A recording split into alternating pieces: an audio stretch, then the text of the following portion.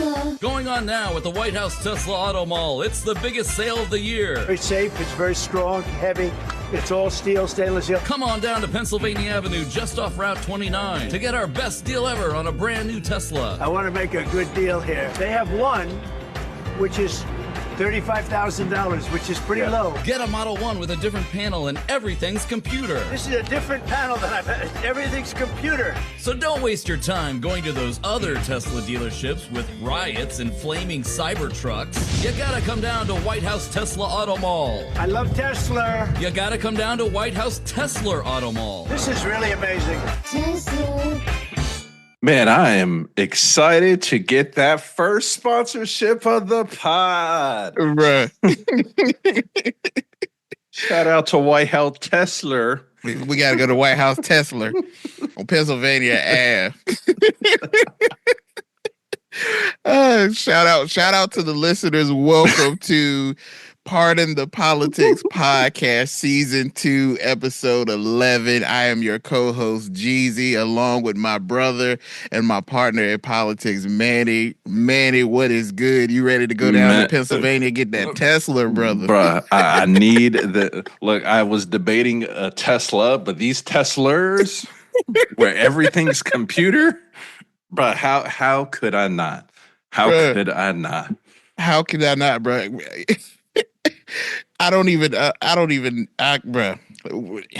Let's get into it.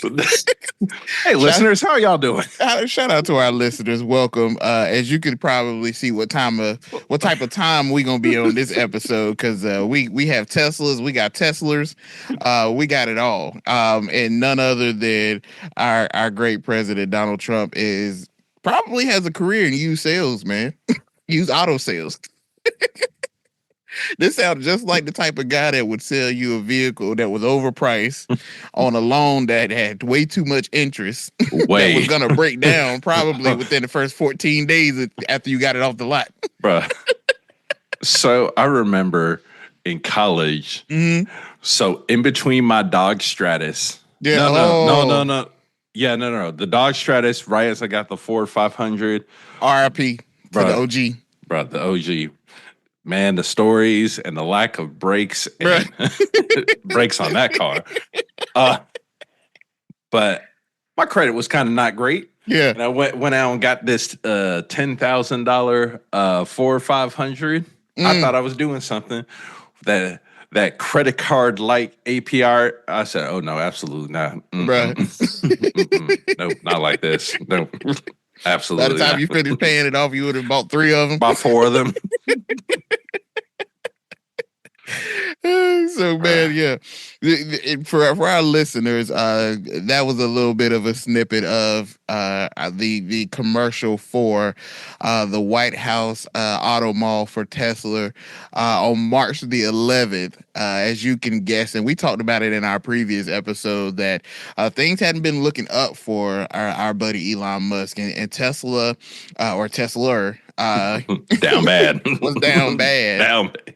So Trump went on the offense, as he typically does, and he put out a tweet where he was encouraging people to buy a Tesla, and then he said himself would be purchasing a red Tesla Model S.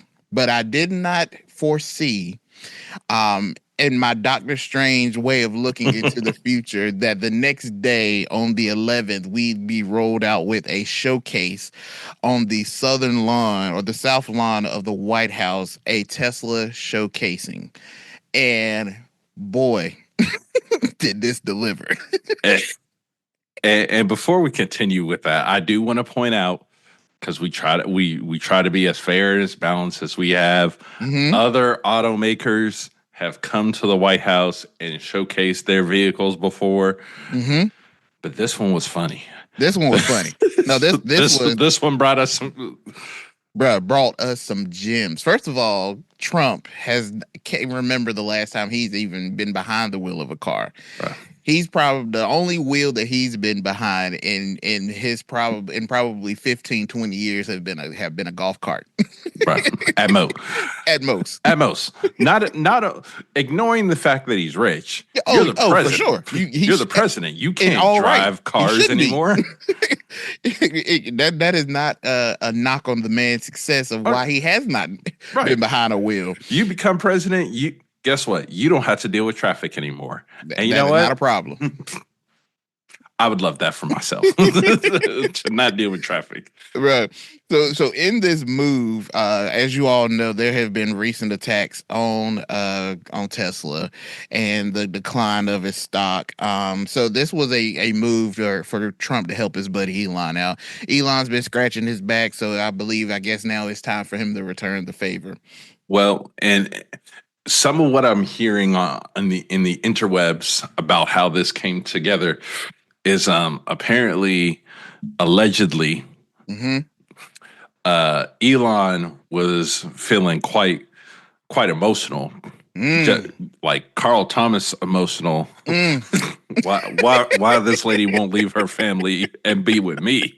If we can be friends. Well, that's a whole topic in and about itself. Yeah. But apparently he was very emotional with how down bad Tesla is, because from all accounts, Mr. Musk is very cash poor. All his value is tied up in Tesla, and I believe he's down $144 billion. Man. And I'd like to just say, for the sake of the pod, if the good Lord should see fit to put me in a financial position where I too could lose $44 billion US American, still be the richest person, God, pass not that cup from me. No, sir. You keep that cup right in front of me. Don't pass that cup nowhere.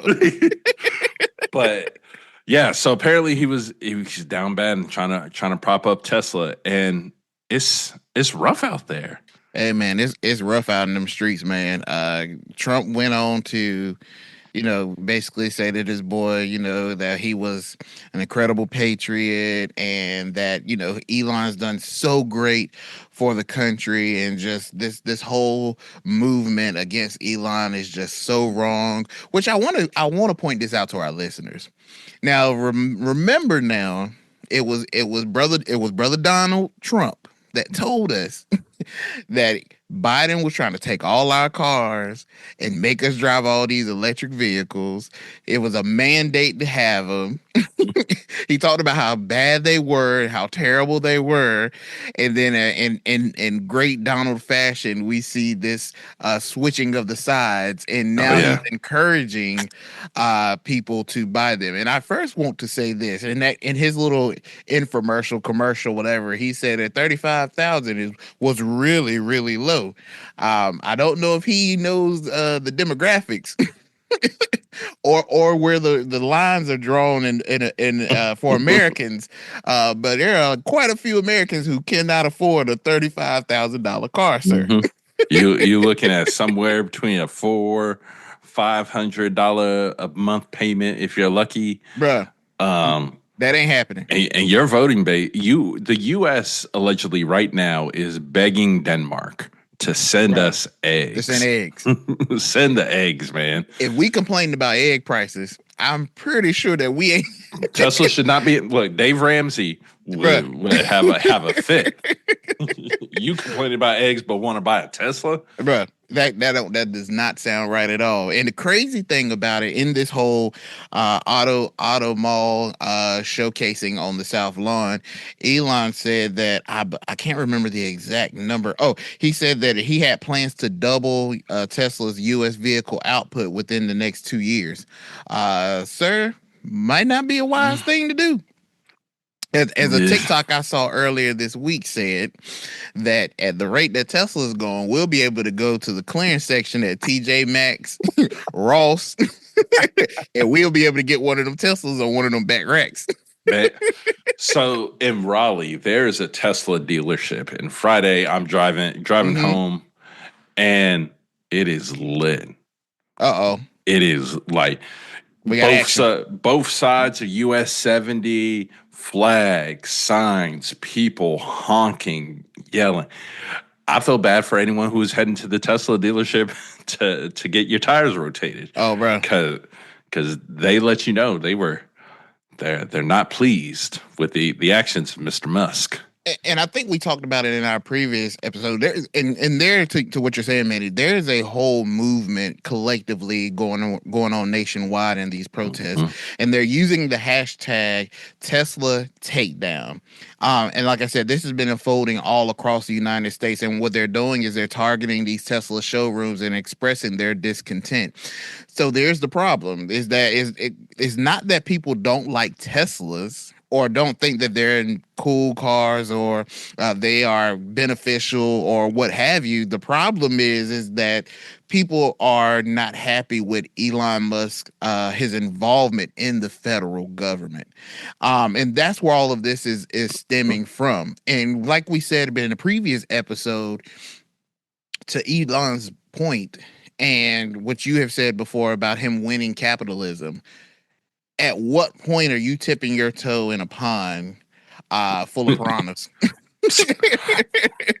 Right. Because I would imagine that at this point, brother Musk feels like he may be questioning whether this is worth it. But is it too late? In a degree, yes. I think like the way they have started deconstructing government. Yeah. You're not going to be able to put it back together normally. Yeah. So, like, just the raw confidence of a government job for years. Like, you wanted something safe and consistent, government job. Yeah. You've taken that away. You've removed the blindfold. You can't put it back in the box. So, in that standpoint, can it go back to normal? No. Can they put something better back together? In theory, I trust and believe that it is 100% possible for something better to get put back together. But we've been warning about this from day one. Bingo. Like we've never seen or heard or called out a problem with us taking a very strategic and detailed look of what's happening with the finances and how government is running. Mm-hmm. But these guys looking one level deep and slashing and burning, it has frustrated people. And I think Elon thought this was going to be a little bit more fun. Yeah, I think it could have been that Trump may have sold him. Trump's a great salesman. Mm-hmm. I think Trump may have sold him on something that he believes would have been very beneficial to him. I have to imagine, because the man doesn't just give $290 million to a campaign, not thinking that there's a promise that there will be some great benefit for him in all of this. But I think that when I think about that leads me to Trump's track record, though. And that's the weird thing that comes to mind with me, is that Trump has a track record where most people that deal with him, when the crap hits the fan, they get the short end of the stick. He always will win. He will always somehow prevail. But it's always those people that stick their neck out for him that get left with some battle scars. They get left with some stitches in the situations. And so I always wonder, when is it going to be a point where people will realize, okay, yeah, this man has the golden rabbit foot, but for me, I'm not gonna walk out of this situation in the manner in which I walked in, and that situation will not be to the positive, but be to the negative. So I feel like that's kind of the trap that Trump sets sometimes, and people fall into it, but ultimately they meet their demise. And I just got a feeling that I don't see how Musk can rebound from this, because the damage is already done. Like, unless you come out of this winning, and by winning I mean like people see that the slashing that you've done has benefited that. And I want our listeners to think about this. The things that Elon has done so far with Doge, the American people really haven't felt the impact yet. Yeah. So that. If you really process that and compartmentalize it, that is wild to see the response from people who don't even feel it. They just are seeing the initial reaction. They're seeing the initial action and have not felt the repercussions of those actions. So then what happens when these veterans start seeing the issues with their funding? What happens when people are getting delays on Social Security checks? Because they're going to point to Musk. I mean, it's Right. going to, and that kind of goes to what you said in a previous episode. Trump gets these people in place, so then when it falls apart, they point at them, and then they get rid of them, and then it's like, all right, we'll put something else in, and we'll clean it up. I feel like Musk is he's in between a rock and a hard place, and I think the only thing he can do is just double down on what he's doing and pray that it works.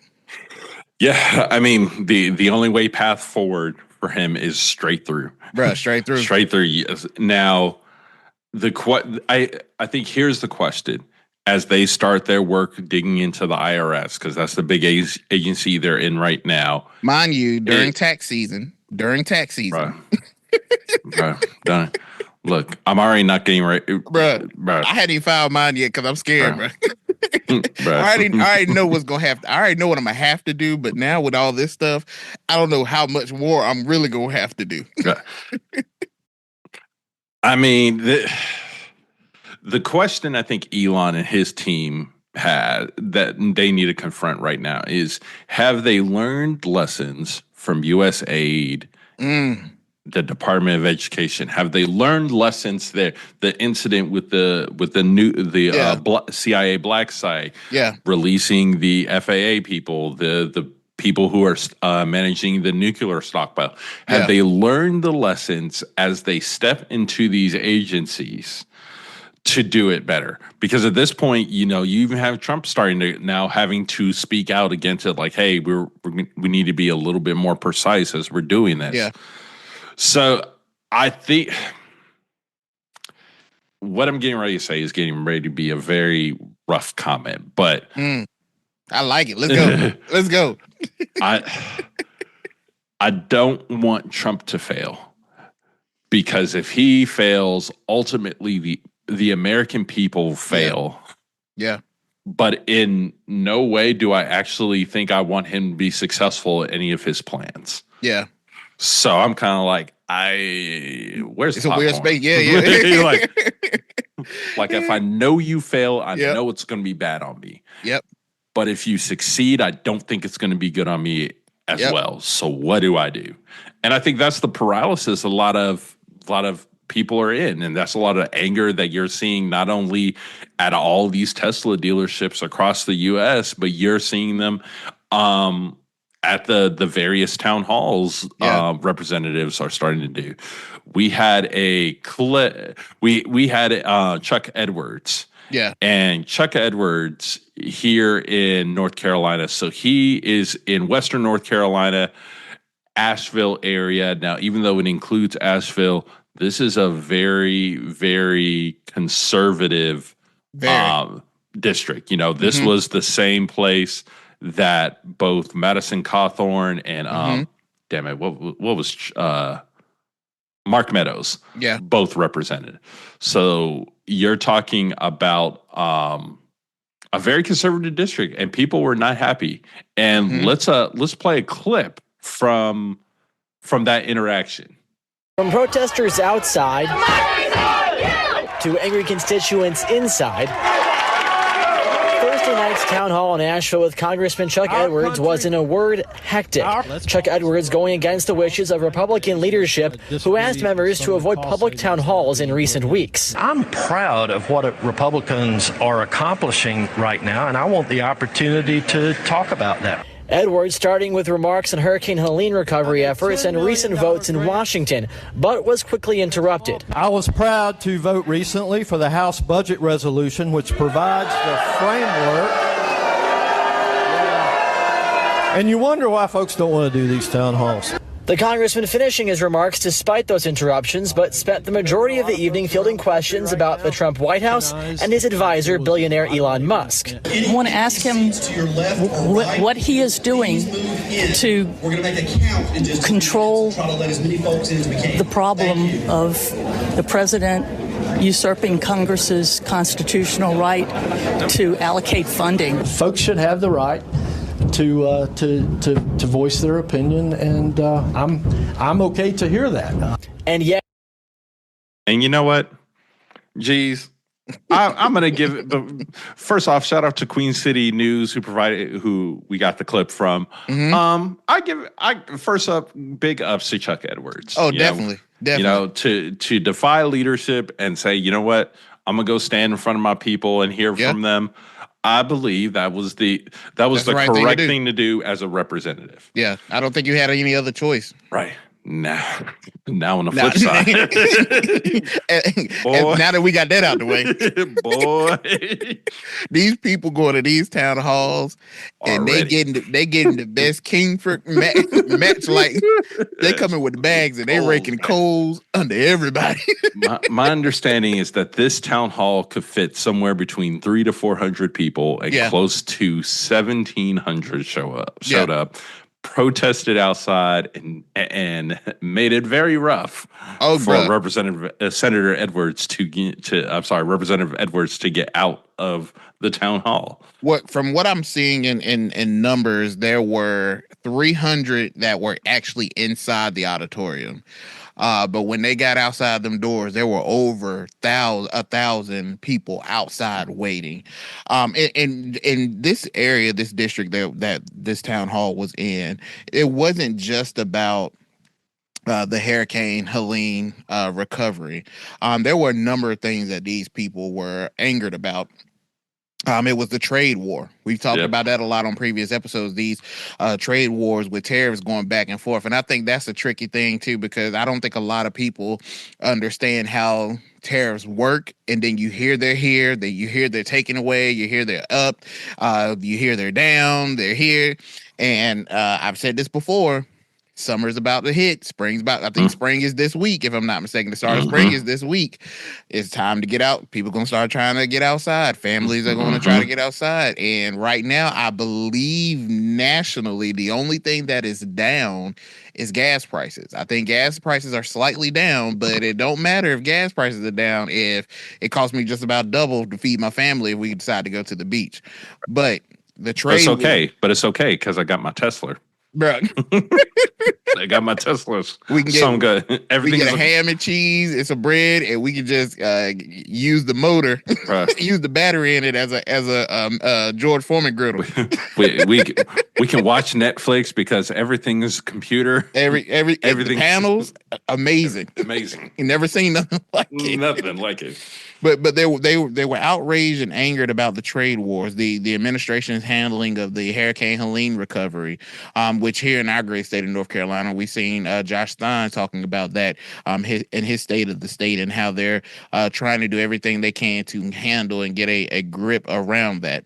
The proposal to dissolve FEMA, which I thought was a very interesting one, because if you go back and look at our episodes on the when Hurricane Helene hit North Carolina, we talked about how with misinformation, there were a lot of people that did not trust FEMA, did not want FEMA grant money, any type of relief or assistance coming from FEMA. But now we look at it in a short period of months, and now it's not that, hey, I don't want FEMA, but now I'm pissed off that you're talking about dissolving it. Right. The cuts to various government agencies, healthcare programs, and the U.S. support on Ukraine. So these people were pissed off. If you get a chance, go look at on YouTube at the clips. This was not I know that there's been this, I want to say it's misinformation, but there's been kind of this misinformation about how, all these people that are showing up are paid. There may be some paid in the group, but ain't nobody paid 1,700 folks. 1,700 people is a lot of people to be paying. Unless they're giving them Krispy Kreme coupons or cookout trays. That's the only way you're going to afford paying 1,700 to get on Chuck Edwards' nerves. Now, if this is Chuck Schumer, if this is Jeffries, if this is a big name person, okay, Chuck Edwards, you go to some random state and Representative Chuck Edwards. Who? I'm gonna tell you, I didn't know who Chuck Edwards were until I seen them put them coals up under. but I think there's validity in the attacks and the anger that we're seeing, because this is not just in North Carolina. As Manny said before, we're seeing it at Tesla dealerships.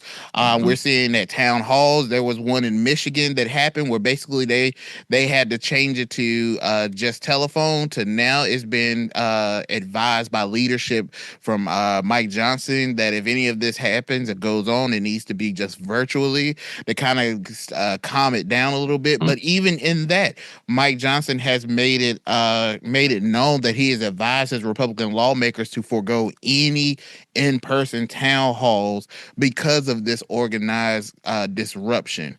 So that goes to show you that this is not one of those things where there's smoke, there's no fire. There is some anger out there.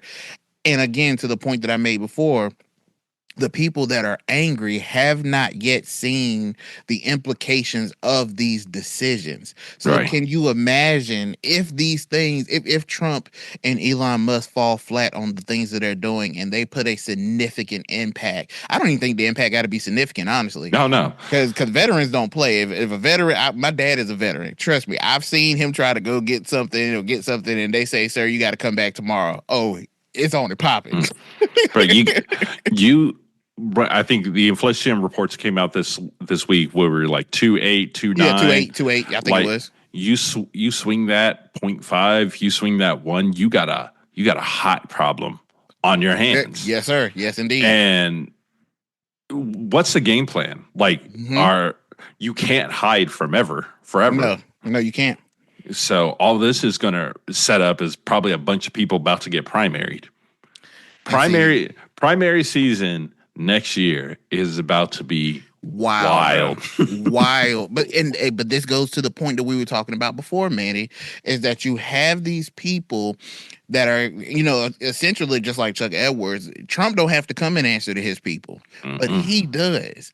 And you see video after video, time after time again, that as soon as these people say, these representatives say, well, I stand with what Trump is doing, it's immediate boos. Like they're going back and having to fight for their lives in their regions, in their districts. So when you think about when it comes up to the primary, what leg do I have to stand on? Because before the argument was during the Biden administration, you had Republicans saying we're not doing anything. Before it was Republicans weren't doing anything. I think that if you look at the number of laws that were signed into action with the last past Congress, it was some of the lowest that we've seen in the nation's history.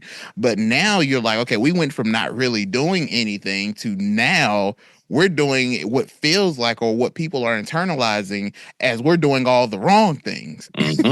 Yep. And we want you to do something, but this is not what we ask you to do. So I think that you have a situation where, because this is going to piss me off, which is going to lead us into our next topic. Is what pisses me off is that I feel like that the writing is on the wall and the alley-oop is perfect, but the Democrats are going to screw it up. They're going to screw it up. Mm-hmm. Yep. And God knows, man, it's going to tick me off because I'm sitting back and I'm like, you have angry people. They're angry at one group of people. They're not angry at the Democrats, at the moment. You can sit in the back where the wings are at and the fruit trays and the cheese tray, and you can sit back and just enjoy the show and just grab your popcorn because people are pissed at what the Republican leadership is doing. But somehow, I'd be darned, the Democrats are gonna screw it up. And we see that already happening with the division we're seeing over the government. I can't even finish saying it. The government bill, bro. Man, well, look, it goes to what Senator Fetterman said. And you know what? Oh, bro. He's about to be the realest senator. Hey, Fetterman, if you listen to the pod, bro, You gotta come on, bro. They clown my man and understand Fetterman. I know he went through some health challenges, and I'm glad to see that brother Fetterman has recovered to his most wanted and needed health. But he's not the polished politician. He comes in with it looking like he just finished shopping at Home Depot or Lowe's, or he's been out cutting grass all day. But he has lately had some real things to say about the Democratic Party and things that I agree. The whole Democrats bringing casserole to war. I was like, he said Democrats keep bringing casserole to a knife fight. What are we gonna do with that?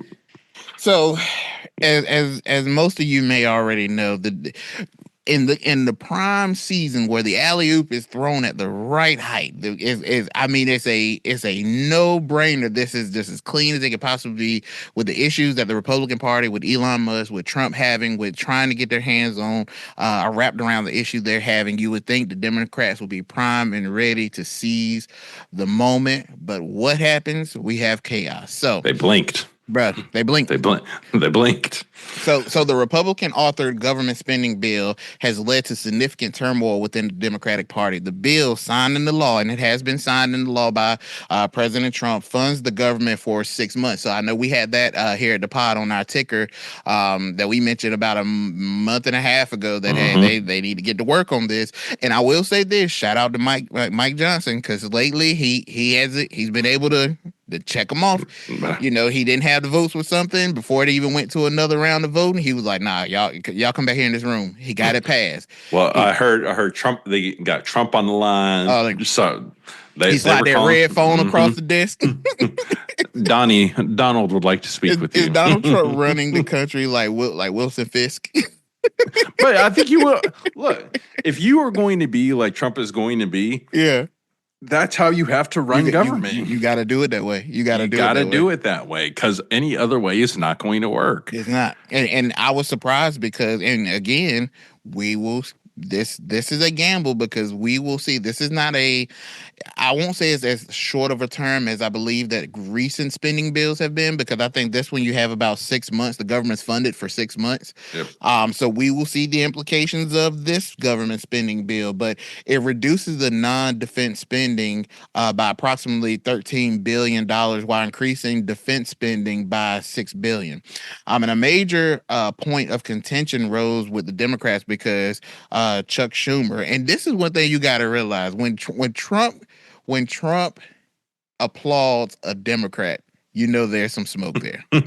There's some smoke there. Mm-hmm. But Chuck Schumer, minority leader, and 9 other Democratic senators voted in favor of the bill, which their goal was to avert government shutdown. The decision sparked mass contrast within the House Democrats, which they basically nearly unanimously opposed the measure. So you got a lot of fighting going back and forth. And I believe we have a clip of they were asking questions to Hakeem Jeffries, and you listen for yourself. Is it time for new leadership in the Senate? Next question. Senator Chuck Schumer is from your state. He clearly has a different view of this than you. He is not saying let's go back to the negotiating table. He's saying let's take this vote. So have you lost confidence in him, the fact that you guys see this so differently? Next question. You have dodged multiple times questions about whether you have confidence right now in Chuck Schumer. Can I just, to clarify here, none of you are willing to say at this point that you have confidence in Chuck Schumer as leader? You keep engaging in these parlor games because you want to take the focus off the American people. What we're saying is we look forward to continuing to work with our Senate colleagues, all of them, in opposition to the extremism that's being unleashed on the American people. But the focus right now is on everyday Americans, on children, on families, on veterans, on the people that we are fighting for, who Donald Trump and House Republicans are intentionally trying to hurt. He said, Let me give this really long answer, bruh. so y'all can stop asking me this stupid question, because y'all know I'm pissed at him. Y'all know I'm pissed at him. It won't until old girl say, "Why you keep dodging these questions, bruh?" If you see him. If you see him dodging, don't ask why I'm dodging. You know why I'm dodging. You know, if y'all read between the lines. Yeah, y'all know what's going on. But man, they have a problem because they're divided. And at a moment where we've talked in previous episodes where the Democrats really need to be in a position to try to figure out what their identity is going forward. And we've looked and read in previous episodes how just some of the demonstrations that they have done isn't getting them into a place to seize the moment of where the Democrats could potentially be laying in their lap. They're essentially gonna lay this thing. If it goes south, it will land right in the Democrats' lap, and they're gonna just get up and let the plate fall on the floor because they are not ready for the moment. And when I thought about it, I'm torn because a lot of people are saying, "Don't vote for it. Let the government shut down." There are people that say, vote for it, and when it goes south, it's on the Democrats, it's on the Republicans. I'm torn on that because as an agent of, if I think with my agent of chaos hat, I say don't vote for it, but then I feel like that is a card that can be well played by the Republicans because. Okay, Democrats, if you don't vote and the government shuts down, what's plan B? Right. Because if you got to come back to the table, and I believe this is some of what Brother Featherman was talking about. If we don't have a plan B, why are we trying to stop this plan? Why are we trying to shut it down? If we shut it down, and eventually we're gonna have to come right back around the GOP. He was like, the GOP's in control. Right. You're gonna have to come back into them. So then why not just go ahead and avert the chaos of shutting the country down, shutting the government down? Because we know the implications of that, regardless of what we agree on in this spending bill. That can be argued. But if we shut the country down, we know exactly what's happening. Bro, we've been through it. We have been through it. So it's not like we're oblivious. So it's like this is why we've always tried to avert it. Yep. So then if you try to hold it up, then I feel like ultimately Democrats, you look worse. I think the thing that's really disappointed, like if I'm a Democrat, if I truly believe in this Democrat leadership, where I would be sitting and being disappointed is that Republicans, it's not like Republicans needed 1 or 2 votes. They needed 10. And the fact that you signed off on this bill without getting any concession is kind of wild. Yeah. Like, you could have picked something from your list. You could have picked some low-hanging fruit. Get something. And you got nothing for this? Like, and you knew this was coming. Yeah. We've known we were heading towards this for a while. Yeah. Like, well, you had essentially from the time the election was over till now. Yep. To try to figure out what you needed, what concessions you needed to get. Well, I think that couldn't have happened, Manny, because they don't have a clue right now. Oh, no, not at all. They don't have a clue right now. And I think I heard someone say that, I can't remember where I heard it from, but they said if Democrats spent less time being about insults and more time about ideas, then we could maybe potentially get somewhere. Instead of worrying about sitting in front of the USA with a podium, instead of sitting here saying this or saying that. Can we coordinate signs for the State of the Union? Yeah, can we make sure we coordinate signs and outfits and colors and stuff? Why not get behind? And when you knew this was coming downfield, you say, okay, we're not voting for it, but we're willing to meet with our constituents, and this is what we want. We know that you can't do it without us. And then when they say no, lay out your I don't know, 5-10 point plan or idea of what you wanted to see taken care of that made sense for the American people. First of all, light bulb. Trump has not said a single thing about bringing down the prices of the things that are affecting the American people. Groceries, housing, you could have attacked those things. something, and got those things and said, look, the American people, this is why we said no, because we realize and identify these things impact you, and these are the measures that we believe that can be put in to allow immediate or short-term relief for the American people, and we put that in, and the Republicans said no. Something to fight back. Something. But you did nothing. And I see both sides of it, though. Yeah, man. The Democrats got to get it together, bro. But like at this point, how much of this is leadership? Like, so the thing that's popped up over the last couple days from fallout of this is, you know, who's in Chuck Schumer's state? The one AOC. And apparently there's rumblings arising that they want her to primary Chuck Schumer. And you're talking about a old guard versus new guard battle of the Democratic Party. Boy. And she can use this. She can use this against him hard, bro. And really, Manny, that might actually be come to fruition, because she has been very vocal and about the Democratic Party, and not in a way of sugarcoating the state of the party. She's been very vocal of what changes, things that need to be different. She's taken more, if I gotta be real, she's taken more of a leadership tone since this administration has come into play. That could very well be possible. And I think that if that happens, she has a very real shot.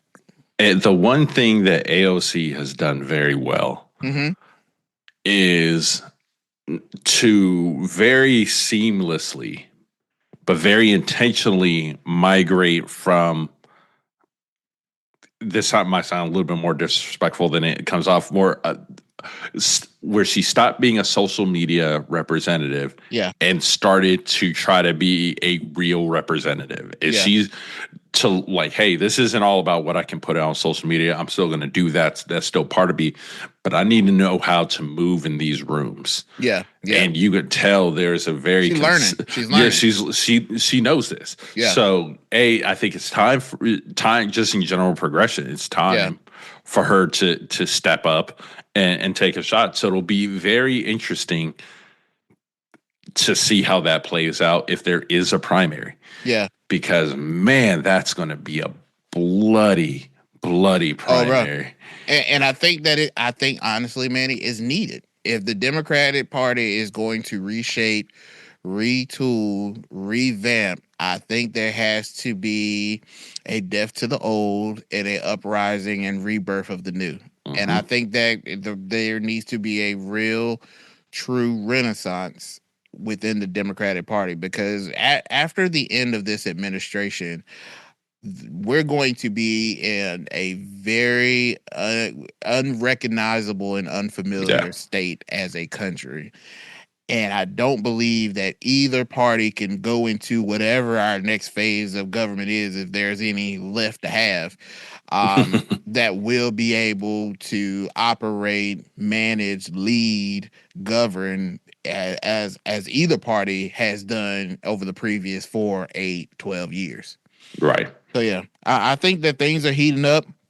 And who knows? You know, this could be good for the Democratic Party. This could be what they need to put a jetpack in their backs and get to where they need to be as a party. And I think if you're the Republicans, you're breathing a sigh of relief, because you just dodged something. You dodged the shutdown, and you dodged giving any concessions. And we're saying right now here that there was no concessions given. Maybe there was something quietly given in the back that we don't know about. But at this point, you're coming out looking very okay. You avoided the shutdown, and they didn't touch your bill. Same exact bill. But the thing that you just gotta bank on is that, like I said before, that it all works. It all works, because if it doesn't, I truly feel like we're in the whole Doctor Strange at the beginning of Infinity. How many paths do you see where this is successful? Bro, One. one. Just one. I see one. And I got a plan. bro. I got a plan A, and guess what? If plan A fails, guess what? Plan B is plan A. Yeah, bro. We gonna make this work. I don't know, man. It's going to be very interesting, but we'll see what happens. I got a feeling that because I don't know what's next now. You've been able to avert the government shutdown. So essentially everything, all the biddings of the administration to a degree, the only people that are in the way now are just these federal judges that keep blocking everything in the Supreme Court. and I think that's the case. And I think that's why people are also so frustrated because you have no more big breaks that you can throw to stop things to try to get some leverage. Not until September 30th. Yeah. So what are you going to do? Pray on the court. Pray that the courts back you out every time. I mean, good luck with that because even at best, it's 50-50 situation in most in a lot of cases. So at this point, I believe that the Democrats don't have much of anything to. I say that, but they'll find something. They don't have anything performative about. So maybe this now is give them time. Let them get to work. But maybe take this time to get back behind those closed doors and figure this thing out. What the plan is going forward, because you got to play. You need a plan. You're gonna be on that field regardless of whether you want to be there or not. Right. It's up to you to show up with a game plan, or you just gonna go out there and just wing it. Right. And we've seen how that plays out in their favor. So yeah, man. Yeah, man. Crazy. Dems down bad. Dems down bad. But look, at least we know we're not going to be taking more 401k hits in the economy right now at the rate. So at least we'll be thankful for that, because with the volatility that we've seen in the last week in the marketplace, and had we hit a shutdown, boy, we'd have been in a pickle.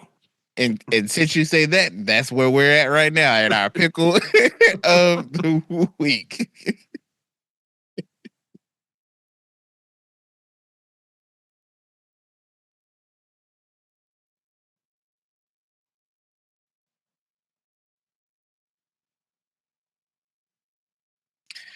Here we go. Who's in the brine? Who's in the brine? So, for those of you who don't know, the Trump administration put into place something that Trump does better than any president that I've known, and that is issue travel bans. So don't come here. So the pickle of the week are the 43 countries that Trump has put. 43, bro, that he's put on the travel ban. But he's done it bigger, better, and badder than he's ever done before. Not only are there 43 countries, but they're categorized into 3, yes, you got it, people, 3 colors: red, orange, and yellow. It sounds like a board in my daughter's pre-K classroom. But the red are those who have full visa suspensions. In some of those countries, there's 10 countries in that category, and some of them are Afghanistan, Iran, Syria, Cuba, North Korea. The ones you suspect.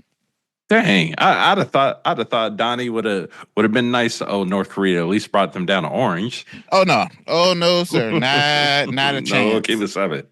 So then next you have the orange, which are the partial visa suspensions, and those are there's about 5 countries up there, which are Haiti, South Sudan, Laos. They just have partial ones, and I believe, if I remember, Canada, Mexico.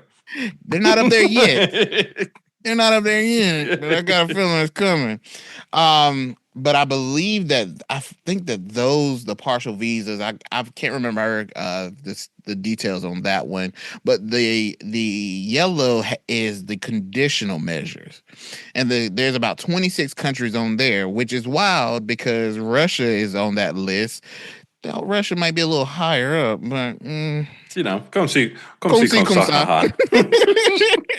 There's about 26 countries on the conditional measures or the yellow, and they're Russia, Belarus are two of the ones that you may be familiar with.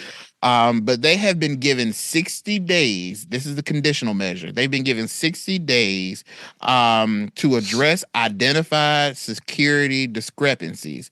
If they do not comply, it may result in partial visa suspension or they be moved up to orange. So if you're a part, I would advise you before you decide to book a trip to come to our lovely country here, the United States. I would check this to see if you're a part of this 43 countries to make sure that you don't catch yourself in a pickle. Because old Donnie's making a list. He's making a list. He's checking it twice. And my brother, he is definitely checking it twice. But I got a treat for you, brother. I have more than one pickle. Pause.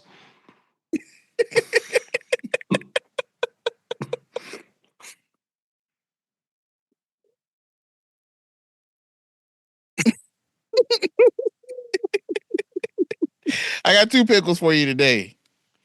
And the other pickle of the week is the young lady that was holding the boom mic against Donald Trump on March the 13th, 2025.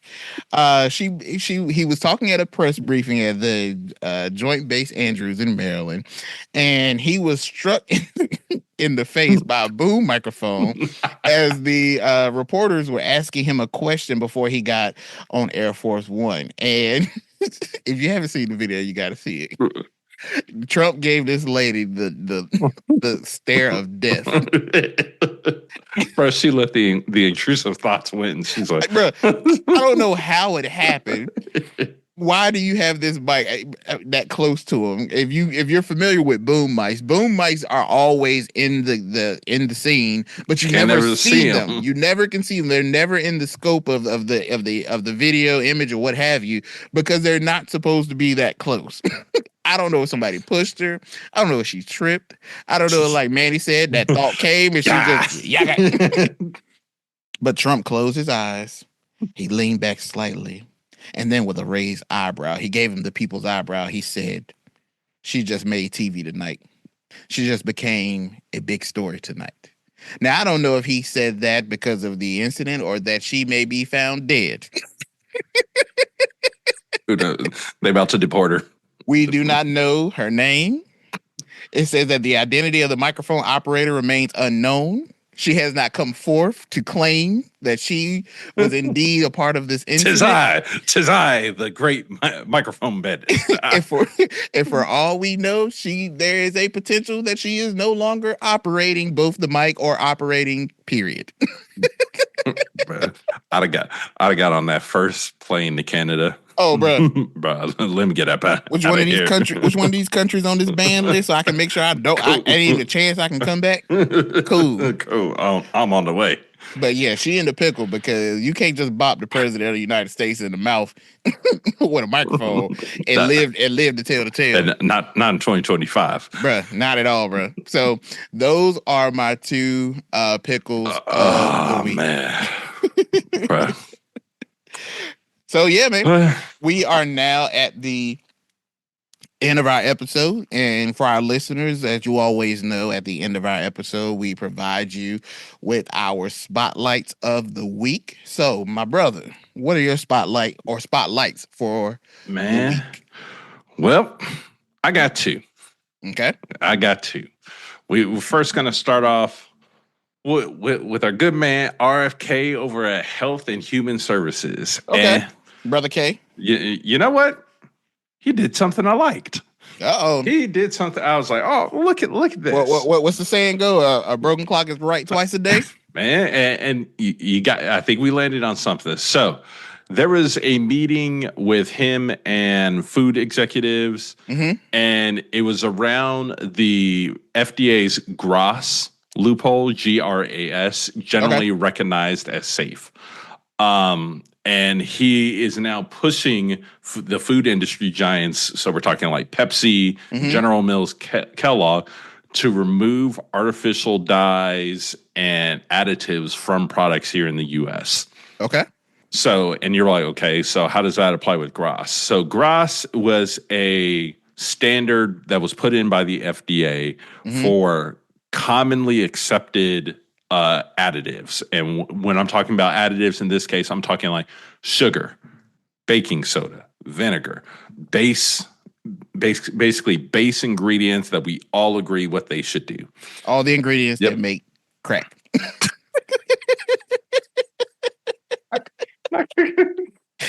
Yes. Yes. Got it. So, and they do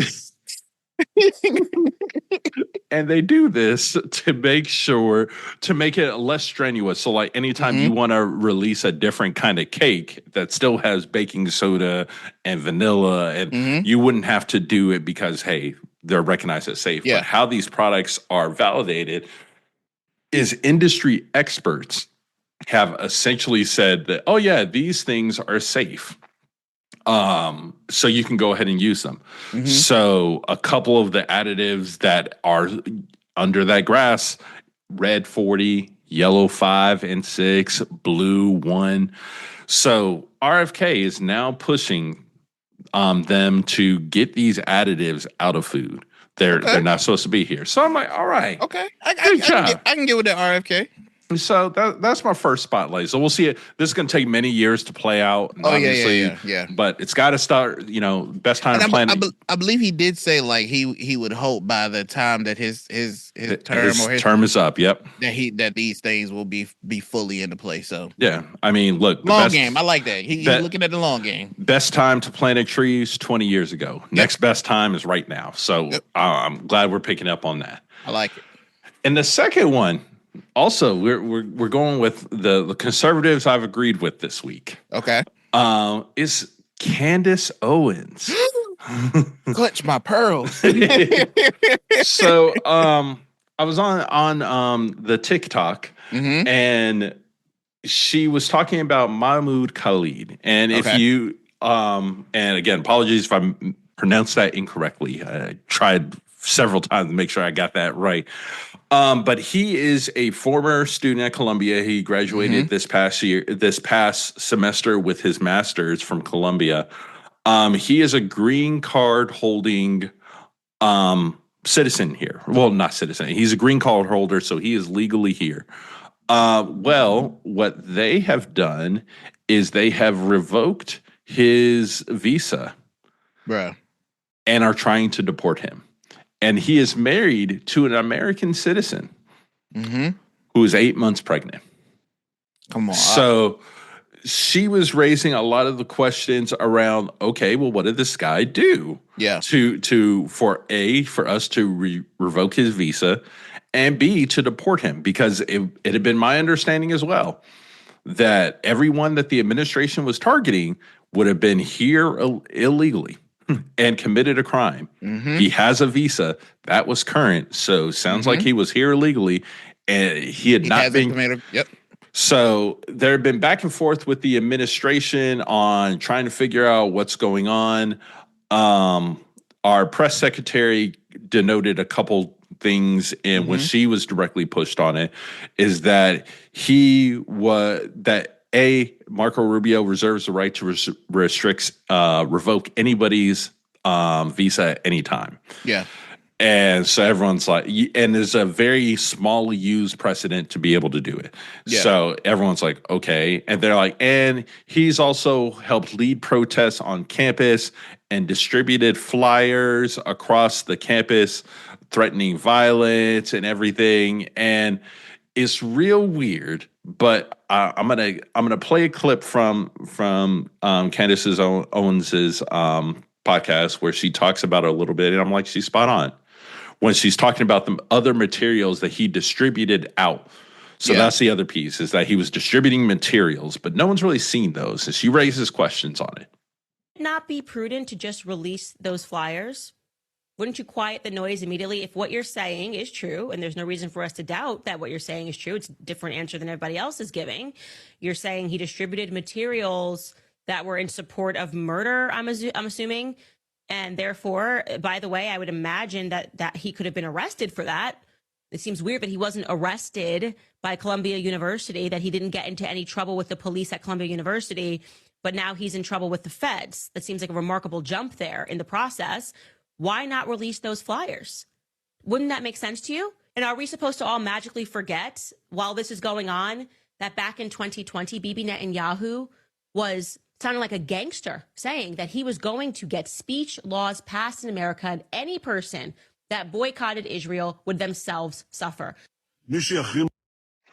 So, and I think it's real interesting what we're looking at now is, okay, so now we're talking about someone who's here legally that we're just trying to kick out for essentially what it's viewed as him just saying something contrary to what the administration believes. Yeah. And I think that's problematic because America's built on a level of public discourse. Yeah. And we're starting to take steps of that being eroded. Yeah. So as of right now, it has been blocked by the courts, him being deported. Yeah. But I know he and his family are still looking for answers and obviously trying not to be deported. And is he detained still? He is detained. He's still detained as of right now. Yeah. So that's something else that we're watching. I think that when you look at this, Manny, and I said something when we were looking at pre-production, the goalpost is not being moved at this point. I feel as though the line is just being completely obliterated, just crossed and erased. And I think one of the things I said to you in pre-production was, where are we trying to be? North Korea now? That the government controls what you say, how you say it, what can be said, and if you oppose the government, then that's essentially your life. We'll give you the old heave-ho. Yeah, and that's not what the U.S. is about. If this man truly was causing or trying to incite violence against Jewish students or spreading Hamas propaganda, why haven't we seen it? Why hasn't he been arrested for inciting violence? So I just think that this is, I fear for him that this will be more of making him an example than him actually doing something, and that's unfortunate. Because all that this man is doing, from what we've been able to see, and this is just what we've been able to see and what has not been released, this man was just in opposition of how we were treating the Palestinian people. Yep. In the midst of the situation. It was never about Hamas. From what I can gather from these protests, it's been about the treatment of the civilians, and that is just a human right that people should have. Two things can be true. There can be the fact that Hamas needs to be eliminated, and that while we are trying to go down that path, we have to protect these people, these Palestinian peoples, as best as possible. And that has to be a thought, not just a consideration. It has to be a thought. It has to be a part of the plan. We to be intentional. Thank you. And I feel like that's why you have so much chaos going on, is because that has not been, and I think I feel very safe in saying this, that has not been the intention of Big Benny. So. Yeah. And then my last one for giggles is the rescue pod to save Suni Williams and Butch Wilmore has arrived at the space. Freedom squad. Freedom. Bro, they finally coming home? It looks like here in a little bit. As soon as March 19th, they could potentially be coming home. And let me tell you, the way I would just start cussing people out as soon as that hatch door opens and that person enters, immediately cut. Bruh, if you got a line of reporters waiting for me after I have not took a hot steaming shower in my in my bathroom. I don't care what the bathroom look like up there at the space station. I haven't took a bath and had my hot water and put on fresh clothes that have been washed in my detergent. You want me to talk to y'all? Oh, bruh, I am going ham. I'm lighting everyone up. Shout out to them getting home. Elon said that they will be coming home soon, and what it looks like, Elon maybe promises made, promises kept. Well, and we said here at the pod, this is his avenue. Mm-hmm. Stay there. Stay in space, man. Stay in space. You can be a hero right now, but instead everybody hates you. Right. So I will say just to end it off, my spotlight of the week is I just wanted to bring up the fact that on March the 14th, President Trump delivered a speech to the DOJ. And I want us to understand that this is quite a rare thing for the president to do. But in this, and it was sickening, man, because Pam Bundy was showing him around, and she was like, "Oh, Mr. President, turn around and look." And she had his picture plastered on the wall, and it's like, kissing feet, bending the ring, all this, bending to the ring, and all this stuff. But in this speech, all he did was criticize the media, his political opponents, which kind of goes to some of the stuff that Manny was saying about this criticism of what people are saying. He was calling for investigations into far-reaching investigations into the Democratic Party and specific news organizations. So again, targeted. But the one thing I want us to understand in this, and he even went to talk about how the 2020 the 2020 election was rigged. But the one thing I want us to understand and see is how the Department of Justice is supposed to be independent. It's supposed to be independent. That is a traditional norm for the DOJ. And this is a person who basically has argued that it has not been independent to now make a speech to cite that it will not be independent to a degree. It will go into the direction of what the president will want it to do. And in his remarks, he challenged them to this separation between the executive branch and the Justice Department, which raised concerns about potential politicization. This is what he's trying to do, and we should not. This is not a dictatorship. Our Justice Department should be able to function independently without the influence of the president, no matter what side of the aisle he comes from. So I just want us to understand, and why I'm saying this as a spotlight, is that we need to understand the area in which we're in. We need to understand how dangerous these things are. And I heard someone say today that we are living in a time where we need to listen to every word that these people are saying. Your elected officials, your president, these news outlets, everything. We need to listen because we are in a very dangerous time. In this speech, he talked about trying to invoke the Alien Enemies Act, which was taking place in 1797, and it was used and this is wild because you're probably, as a listener, like, what the heck is this? I've never even heard of it. It was used during World War I and World War II. And basically, the U.S. used this act to detain and deport Germans, Italians, and Japanese nationals under this law. And it's rarely used, but what Trump is trying to do is he's trying to invoke this act to deport members of Venezuelan gang members. But the legal challenge into this act is that this act was put into place when you were at war with a country. We're not at war with Venezuela.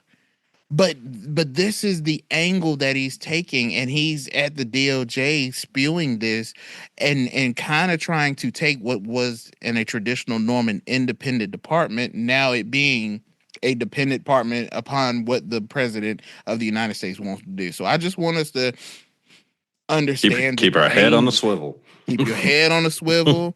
Because I don't know. First of all, Trump ain't a scholar. So how in the world he reaching back to something that was used in World War I and World War II and trying to make it relevant for his actions? When you see people start to reach to justify their actions, you should be on alert.